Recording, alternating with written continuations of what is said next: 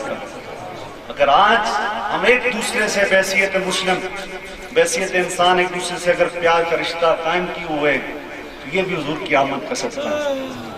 حضرات آخری میسج وہ آپ کو میلاد کا یہ 5 وقت کی نماز کا اہتمام کریں۔ ہم چاہتے ہیں نا جی حضور خوش ہوں، ایسا ہے کہ نہیں جی؟ سارے یہی چاہتے ہیں۔ تو حضرات آئیے حضور سے پوچھتے ہیں کہ حضور کس بات سے خوش ہوتے ہیں، کس بات سے حضور کی آنکھیں ٹھنڈی ہوتی ہیں؟ تو حضور علیہ السلام نے فرمایا وَجُعِلَتْ قُرَّةُ عَيْنِي فِي الصَّلَاةِ، اللہ نے نماز کو میری آنکھوں کی ٹھنڈک بنایا ہے، اس لیے ہم نے نماز کا اہتمام کرنا ہے۔ 5 وقت کی نماز پڑھیں۔ اگر آپ حضور کو راضی کرنا چاہتے ہیں نا جی، 5 وقت کی نماز کا اہتمام کریں۔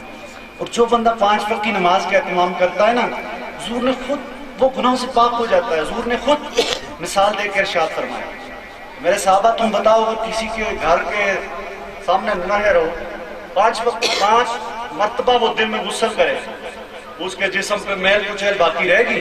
ہم نے عرض کیا کہ 5 دفعہ اگر غسل کرتا ہے تو کیسے اس کے جسم پہ میل کچیل باقی رہ سکتی ہیں؟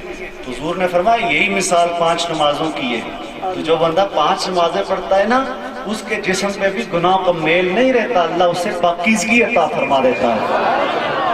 اور دوسری بات یہ ہے کہ نیکی کے کاموں میں ایک دوسرے سے سبقت لے جانے کی کوشش کیجیے، زیادہ سے زیادہ نیکی حاصل کرنے کی کوشش